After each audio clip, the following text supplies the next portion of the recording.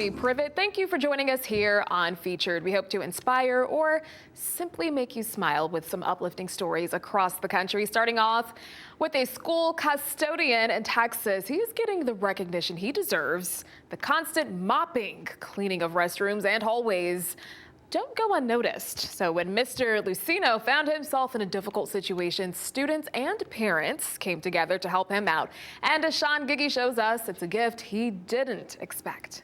School custodian Lucino Perez has worked here 4 years, and in that time has built a remarkable bond with these students. He brings like a lot of kindness and makes everybody happy. He's nice and he does his job very good. He's one of the best cleaners that I've ever seen. Students say Mr. Lucino has never missed so much as a crumb, which is why he was caught off guard when the principal called him to a meeting and came clean. I went home and told my family. They were shocked and couldn't believe it.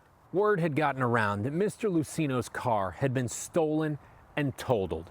He was relying on family for a ride to work, which just wasn't sustainable.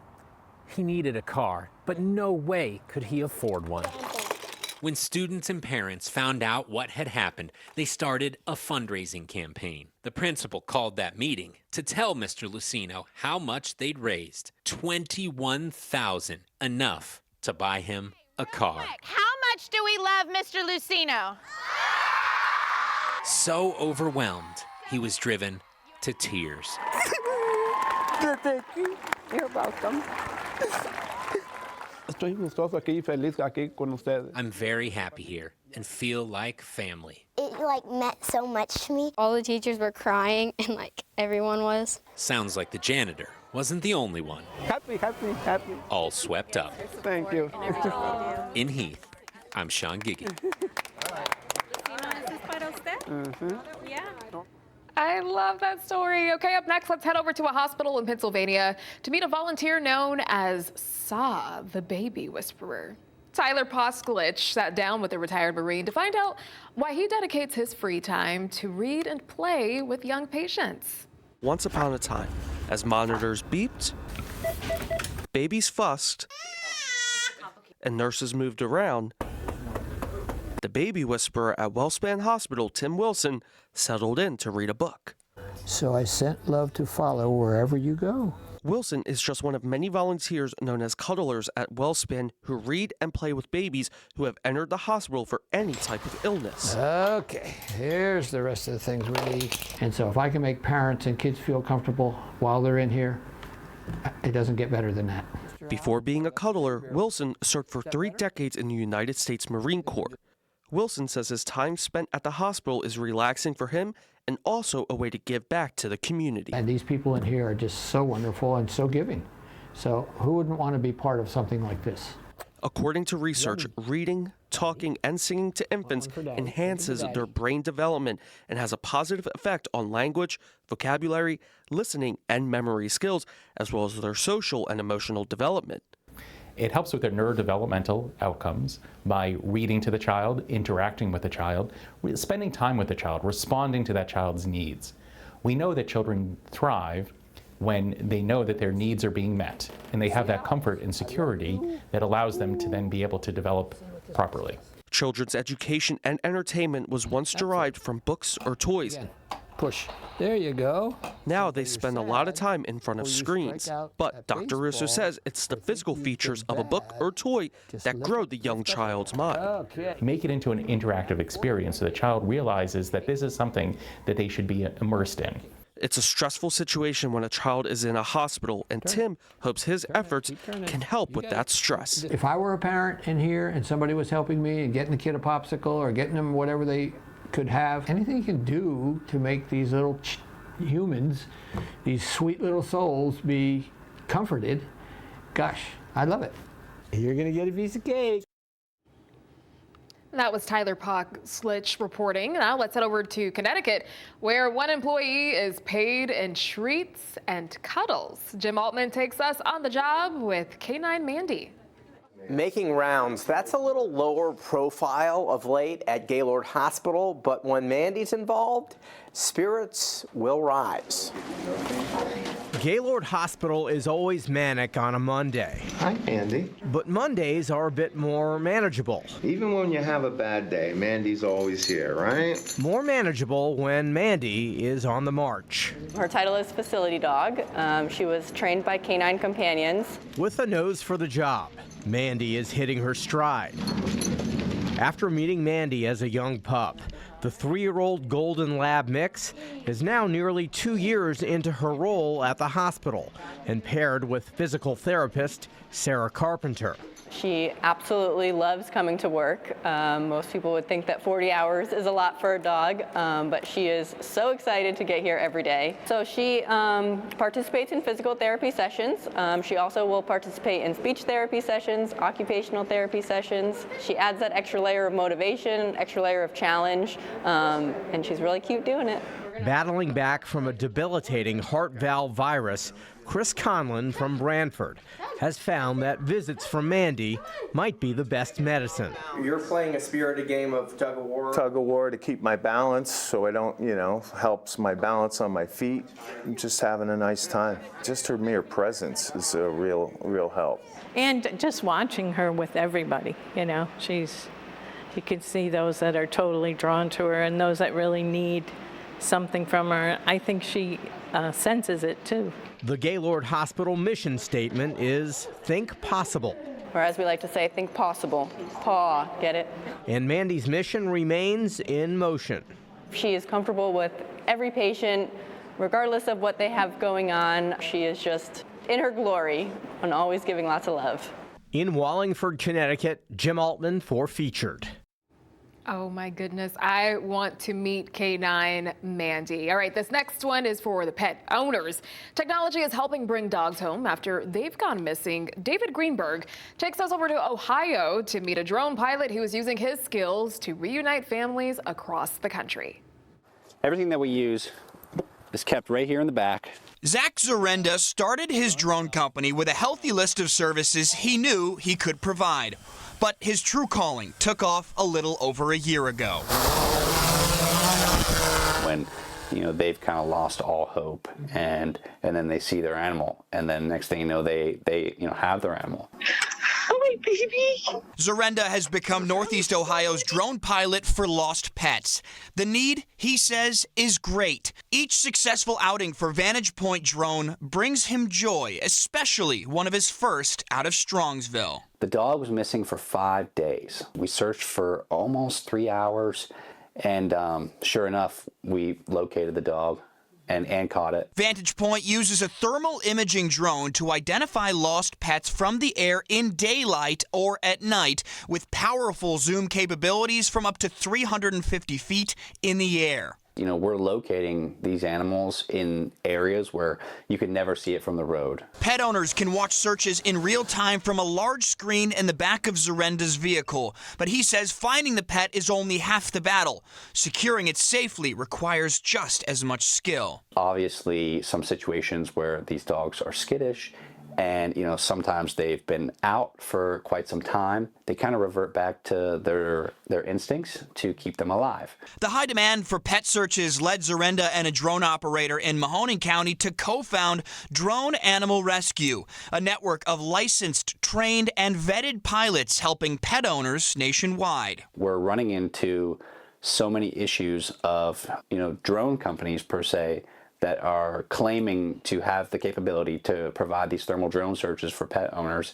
And basically what they're doing is they're requesting money up front for the service, and then they never respond. Their website, droneanimalrescue.com, connects pet owners with trusted pilots all across the country. We have a digital map where you can just search the map and get contact information for the closest pilot to you. For Zarenda, the reason behind his work hits close to home.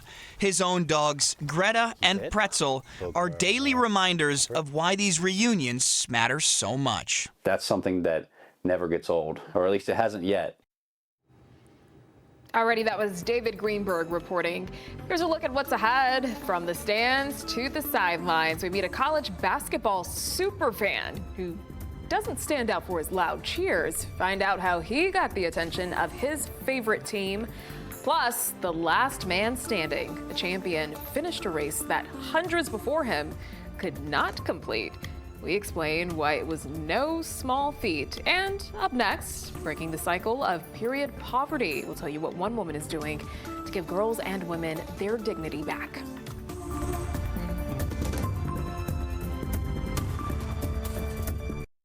Welcome back. We are getting loud about a silent struggle that many women and girls face every month. We're talking about period poverty.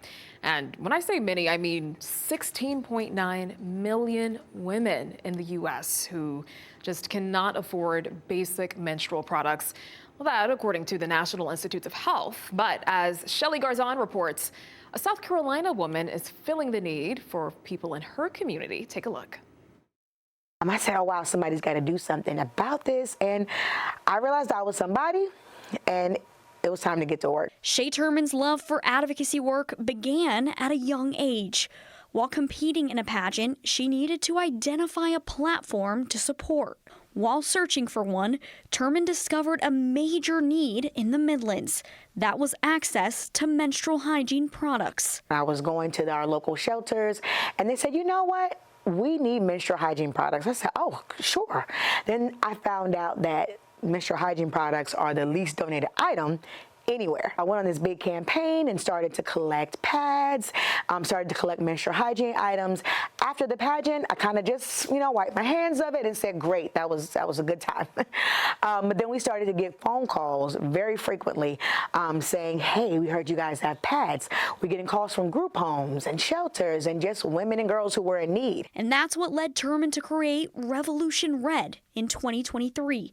A nonprofit focused on ending period poverty in South Carolina. It is us taking something that is supposed to be a secret, something that is supposed to be buried and not talked about and disregarded and seen as unclean.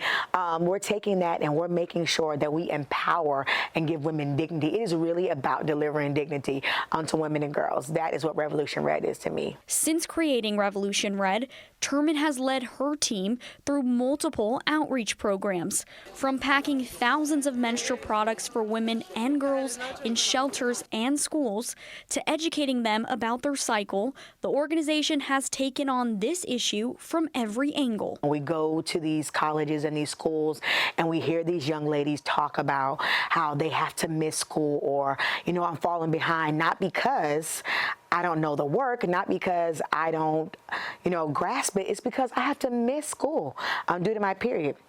When we see these young ladies out here or the unhoused women who have to wear products for extended periods of time, right, putting them at risk for bacterial vaginosis or other infections, all these health disparities, every time I see a woman who has to treat their period like a luxury, who has to literally choose between food or pads, that is what keeps me going. It's like, absolutely not. Turman says it's a need that doesn't stop.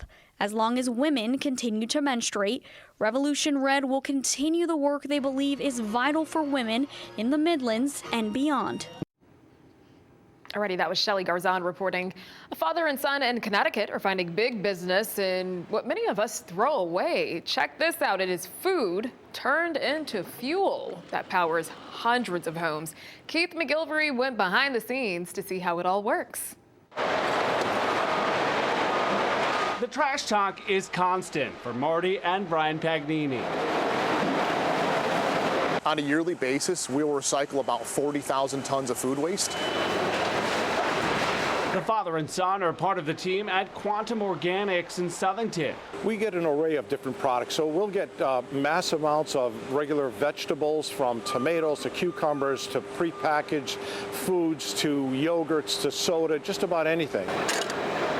Our customers are grocery stores in towns, food manufacturers, food distributors, local communities that want to do more food diversion. For a decade, this thrown-out food has served as the fuel for Quantum's massive digester. And instead of dumping it into a landfill, which is not what we are all about, we're about sustainability. We take it, turn it into energy.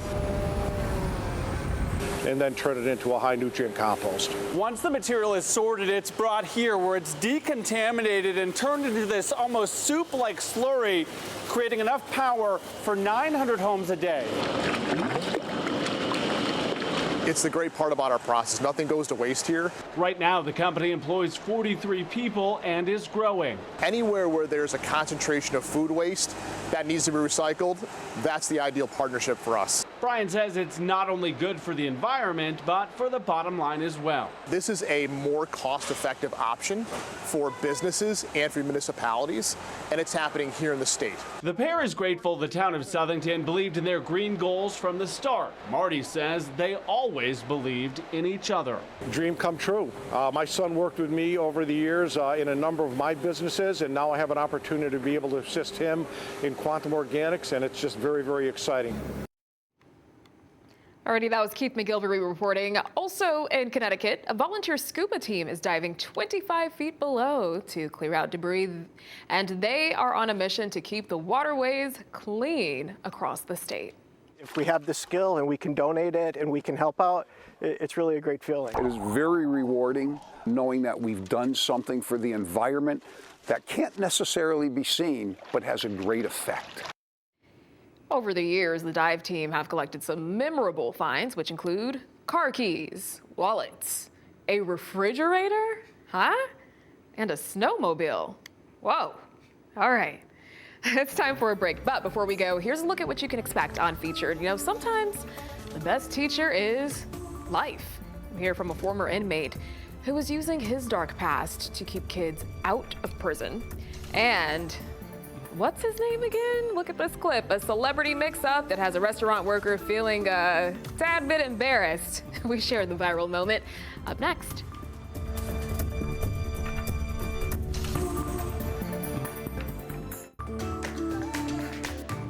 Welcome back. It's time to talk about what's trending on social media now. You ever run into someone and you realize you don't remember their name? It happens sometimes and it can be embarrassing, right? Well, then imagine how this restaurant worker felt when she served a celebrity and she called him someone else's name. Yikes, the entire moment was caught on camera. Take a look at this. I'm with Joe Jonas. I'm Kevin. Oh, all right. She was so confident about it, too. Jasmine Anderson posted this video with Kevin Jonas, not to be mistaken for his brother, Joe. Now, you know, the third member and the oldest sibling of the Jonas brothers. And Jasmine says she was Kevin's server at Waffle House. Boy, do I love that place. They even had a 25-minute conversation where she called him Joe several times and he did not correct her. That is, until she pulled out her camera and started recording. Well, it was embarrassing for Jasmine. She says, Kevin there, he was nice about it and told her, hey, we all look alike. It's okay to get a little mixed up. He was a good sport. Alrighty, the University of Maryland's 2025 spring commencement speaker has been selected.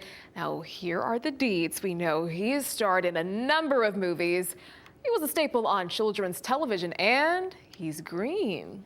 Is that enough hints for you? There he is, a big man, none other than Kermit the Frog. He was a pioneer in the movement to go green. I never knew that, even though it's certainly not easy. Now, this is not his first appearance at the school either. He spoke last fall as part of a lecture series. And get this, his creator, Jim Henson, graduated from the school back in 1960 with a degree in home economics. Alrighty, this is pretty cool. There's a new kid-approved experiment taking over TikTok. Check it out. Daddy?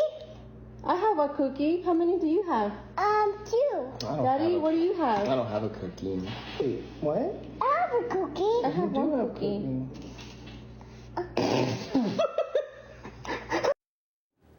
Alrighty, now here's how it works. One parent gets a cookie, the child gets 2, and the other parent, nada. Nothing, an empty plate there.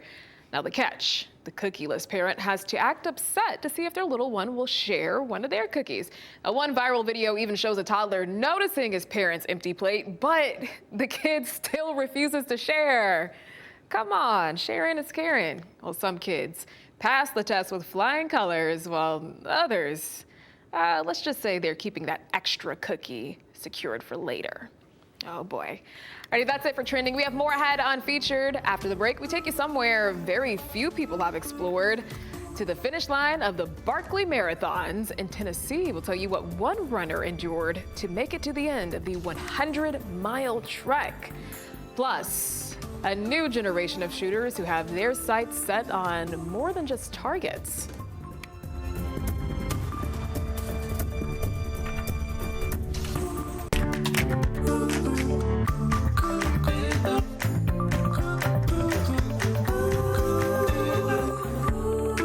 Thank you for staying with us here on Featured. I'm Symphony Privet, and we are continuing to bring you some uplifting stories from across the country.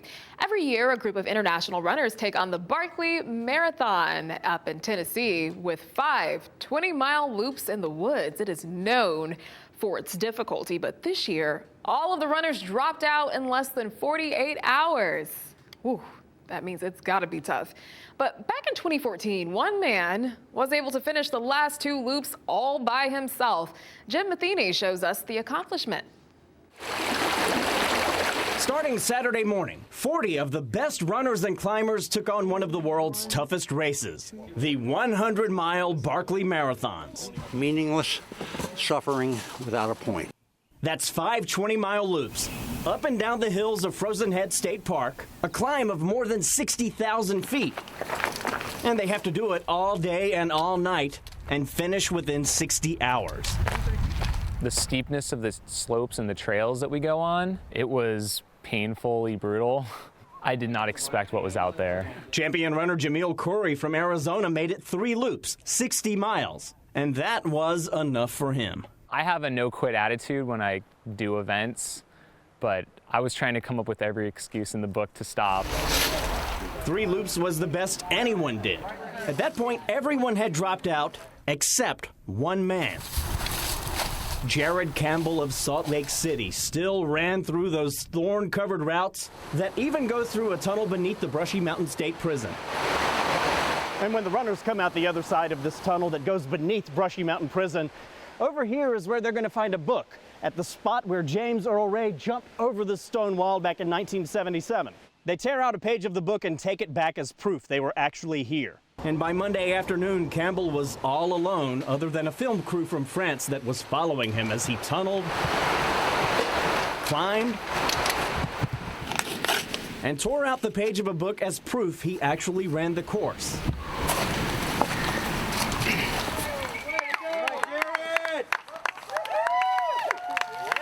Campbell kept climbing his way to the finish and finally touched gold.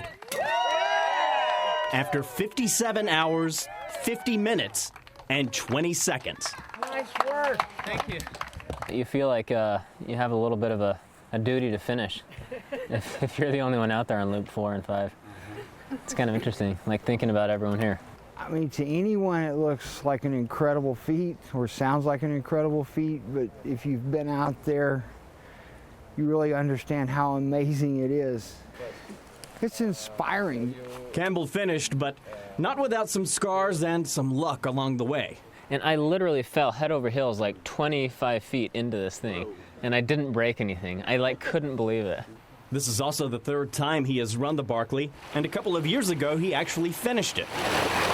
So it was really neat to kind of know the terrain and know the streams, and even though I still got lost. All of the people who really know what it takes to do this already know he did it. Thanks a lot, Lass. Great job. The respect of your peers in sports is the biggest prize you get, William. Campbell's finish inspired and demanded the ultimate respect after completing one of the most ridiculous races in the world. I mean, it really is silly. But you have to get into that headspace. You have to just make your mind up beforehand that you're just gonna go at all costs, you know? Ooh, what an accomplishment. That was Jim Matheny reporting. The Barkley Marathon is considered one of the toughest endurance races in the world. with only 20 people having finished since its inception back in 1986. Oh my goodness. I can tell you one thing, I wouldn't be one of them. Let's move on to this next story here. A group of young guns in Texas are defying stereotypes with one pull of the trigger. And as Bill Churchwell shows us, these rising stars aren't just aiming at targets, they're aiming to empower themselves and inspire others. At the Corpus Christi Gun Club, these young shooters are redefining the future of competitive skeet and trap shooting. Take Alana De Leon, It's opened a world of opportunity for me. a senior at Cow Allen High School. Won a little bit over, I think, $7,000. Most recently taking home grand champion honors in modified 5-stand at the Houston Rodeo. I love it. I enjoy it. I'm out here 4 times a week. These are the girls of Nueces County 4-H Trap and Skeet, a new generation of shooters who have their sights set on more than just targets. I would say that it's definitely a women's sport. 18-year-old Hannah Hominek picked up a gun 4 years ago after an injury changed her path. In 2021, I hurt my knee, and I'm a big believer in that everything happens for a reason. Now challenging expectations. It taught me a lot about responsibility and hard work, and I have seen many girls come out here and beat guys. Tinley Green is just 13 years old. When I was in 4th grade, I was like half the size I am now, and so when I got out here, I was really scared to shoot. Now she's thriving and racking up the bling to prove it. You have to think really fast to see where the target's gonna go. So it builds a level of confidence that I haven't seen my kids gain in any other activity. Club manager Nikki Green is nothing short of proud. So we have 85 shooters, and 20 of those shooters are girls. And so what you see today is just a small representation of a really big club. Witnessing how the sport has evolved, the coaching staff strictly made up of volunteers. One thing that I really love seeing as a parent when my kids started shooting, and I love to try to cultivate that as a club manager now, is those older shooters really kind of taking those younger ones and showing them the ropes. And with every shot through developing skills and learning the value of teamwork. I think it's a really great sport. And just listen to their excitement when this reporter, under their coaching, hit his target. Bill Churchwell. That was awesome. I love that. That's right, girls. There's no limit to what you can do. Great story there. Now, a mentor program in California is giving boys a safe space to grow into manhood. Jeff Zevely introduces us to the co-founder who's working to empower at-risk teenage boys while dealing with a battle of his own. You're looking at 16 acres. This is Legacy Ranch, and you're about to meet a special man turning all of this unwanted wood into works of wonder. At Palomar Mountain, you can see over here all the dead trees. A beetle infestation is taking a bite out of the beauty. It breaks Craig McLean's heart to cut down these old oaks. But the former Boy Scout fired up his truck and imagination and built a crane. How much does that hunk of wood weigh? That probably weighs 2,000 pounds. Whereas most people burn the unwanted stumps, Craig built a sawmill. But before I show you what he's building, let me tell you who he's helping. Mostly boys without fathers, mostly boys underserved, who don't have a good man in their lives. Growing up with attention deficit disorder, Craig himself had troubles. My parents didn't know how to deal with it. My dad didn't know how to deal with it. Which is why he knows exactly what at-risk teenage boys need. It's so important that a young man feels like he's being listened to, because they got something to say. They all got something to say. Craig's the co-founder of Boys to Men Mentoring, which is currently shaping the lives of 1,100 young men in 40 schools. I can't put into words what this program does for our boys. Retreats at Legacy Ranch show troubled boys how to become men. And you know the saying, the bigger they are, the harder they fall. Craig's had to say so long to 70 of these beautiful oak trees, but he takes comfort knowing that each one gets an encore performance. And now, I need to move. Beautiful trees that nobody wants appear to be rotten on the outside. But when you cut them open, you never know what's inside these trees. You never know what's inside a boy who's hurting. That's right, and they're all beautiful inside. This is what the finished product looks like. Craig is handcrafting. That's amazing. Tables, chairs, benches, and bookshelves.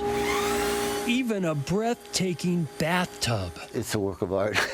Believe it's stunning. Even more remarkable, Craig is just as sick as the oak trees. You're doing all of this with Parkinson's. Yeah. Trees may be falling, but this 73-year-old fights on with faith that'll move mountains. Did people say you were crazy when you said, I'm going to build a sawmill? Oh, yeah. They always say I'm crazy. In the Zeppeli zone. Nice job. All right, thank you, Jeff. Jeff Zeppeli. Another mentor is sharing a lesson from his own mistakes in Missouri. Bobby Bostic was given a life sentence in prison, and now he is focused on keeping kids safe and out of jail. Mercedes McKay has his story. I know they pain. I know why they act out. I know why they lash out, why they feel like it's them against the world. It's the same way Bobby Bostic felt when he was young, a feeling of hopelessness that led him down the wrong path. One decision can change your whole life, as in my case, when I was 16, I went to prison for the rest of my life. Bostic was released from prison in November 2022 after serving 27 years of what was supposed to be a 241-year sentence for a crime he committed as a teenager. It takes people that's part of the problem to become the solution. I was a part of the problem. I was one of those kids that was terrorizing my community, in trouble, lost.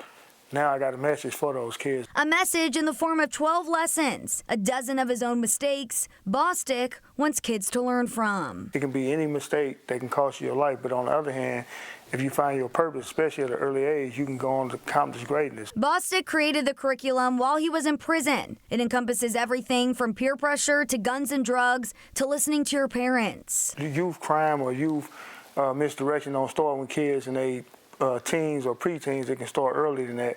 And I'm trying to just use my life learned lesson to keep kids out of trouble. While the goal is to show kids there's another way, Bostic also wants to be the one to fill their cups. Some kids feel hopeless.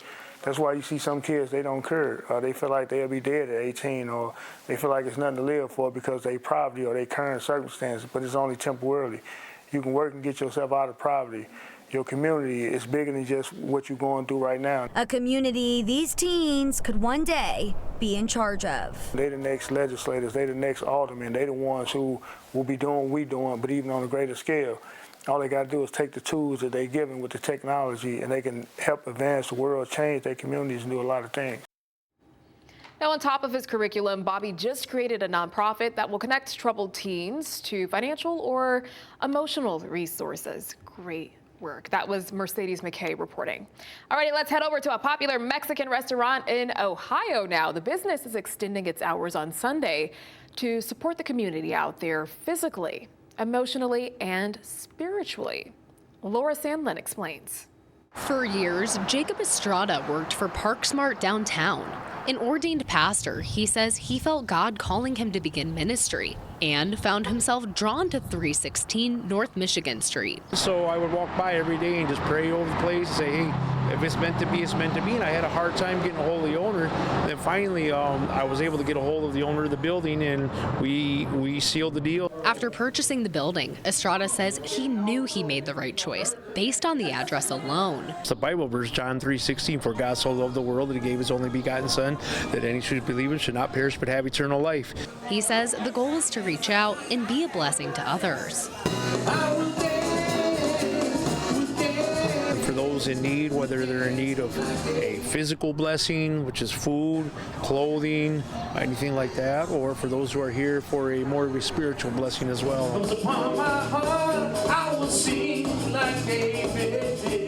Kamal Smith is also a pastor and long-term friend of Estrada.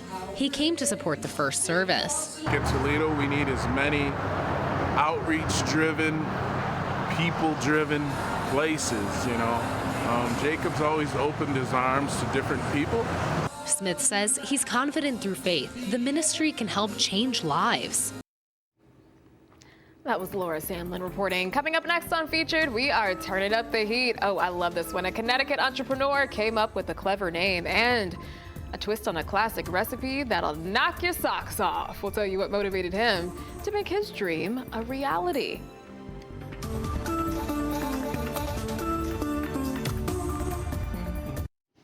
Welcome back. Now, if you are into spicy foods, you're gonna love this next one. I spoke to an entrepreneur who wants to add a little spice to your life. He told me how his product, which has a catchy name, weaves a cultural connection from Africa to Connecticut. It's a surreal experience, and I'm enjoying every step of the way. We're very excited to have a brand where we're showcasing what Africa has to offer. It all began with a trip Kwame Asari took to Ghana with his dad in 2019. As they flew the friendly sky, his dad encouraged him to start a family business. The answer came to Kwame as he re-immersed himself in his native Ghanaian culture for the first time in 22 years. It's a shower thought that we all have it, right? A flavorful recipe rooted in the family tree, branched off into a family business. So the word shito itself, in Ghana, in one of the many languages, it means pepper.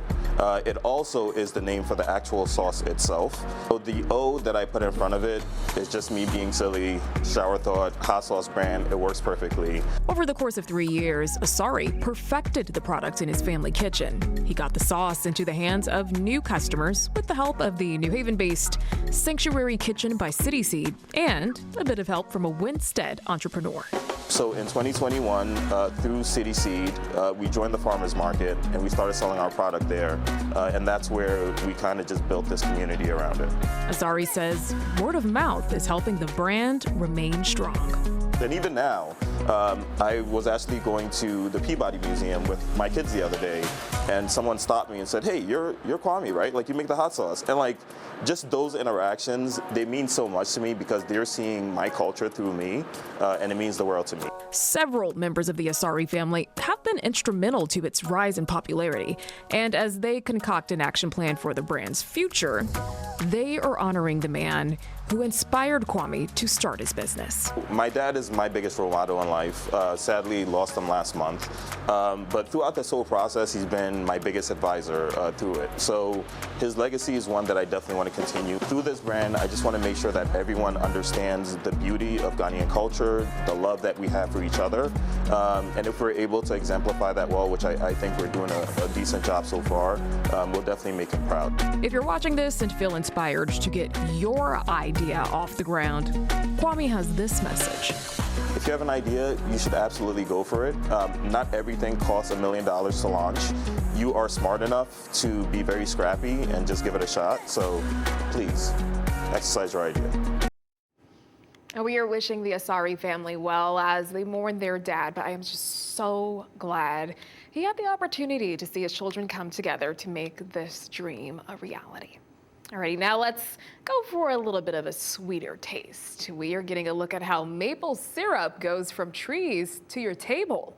Christian Harsa has more in Maine. Here at Kinney Sugar House, across hundreds of acres, there are 10,500 trees tapped, all to make this. I don't know, I've loved maple my whole life. 21 years ago, the Kinney family began tapping, crafting maple syrup, and welcoming people into the sugar house. Favorite part. I grew up, I was inherently shy, but when it comes to this, I love being able to show people what I do. Her husband Lee shows guests the technical parts, explaining how the syrup gets refined, concentrated, and filtered into a final product. It's just a lot of little things. And his favorite days are spent out amongst the maples, checking lines and tapping trees. You know, that's where we spend all winter long. I spent my whole winter outdoors. Doesn't matter if it's cold or windy or snowing, that's where we are. We're out in the woods. Lee's son Kevin is giving a tour of his family sugar bush. This way each year we have... He enjoys sharing his family's craft with others. Getting to see, what really goes into it. A lot of people don't, they see the maple syrup on the shelves and they don't think too much of it. And those visiting the sugar house say it's worth the drive. It was a lot of fun for the kids to be able to run around the woods, to be able to see how the process is made. I think I was most surprised by just a variety of different maple products. How cool is that? Now, Maine is among the top producers of maple syrup in the country. The state ranks number 3, while the number 1 spot is taken by Vermont.